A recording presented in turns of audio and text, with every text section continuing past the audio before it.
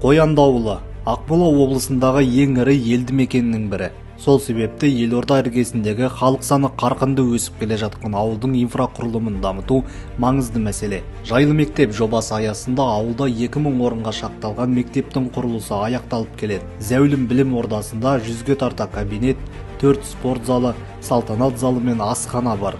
Сейчас поставка газа у нас в понедельник произведется, и понедельник, вторник, среда мы будем запускаться. Мы хотим до 25 декабря ввести отходы в эксплуатацию. 90-да балалар мектепке келе, бір ауысымды 4 спорт залы бар, жаңағыдай басқа да спорт алаңдары бар. Енді бұл тек қана білім орталығы емес, енді ауылға бір үлкен спорт, мәдени орталығына айналады енді. Жаңа мектептің ашылуы ауылдағы оқушы орнының тапшылығын азайтпақ.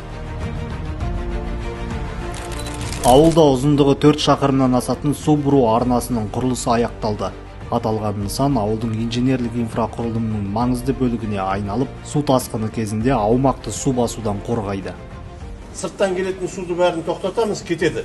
Сондықтан ең бастысы Дарын Саурович, мынаның бәрін очистка, мердігер должен быть, день и ночь вывозиться должен быть снег. Второе, работа с жителями. Қар шығаруды, үйіне бәрін айту керек. Государство должно оказывать качественные государственные услуги, а жители должны исполнять возложенные на них свои обязанности.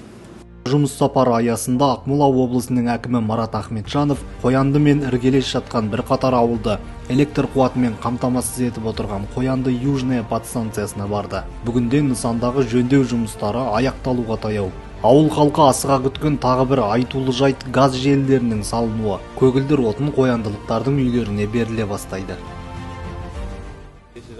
Мына жақтың барлығын тұтастай түгел тоқпен қамтамасыз етеміз деп солай шешілді. Өте жақсы болды. Бұл деген неше жылдан бері осы халықтың аңсап жүрген, армандап жүрген ісі. Мұндай әлеуметтік маңызы зор жобалар ауыл тұрғындарының тұрмысын жақсартып қана қоймай, мүмкіндігі зор аймақтың әлеуетін арттыра түспек.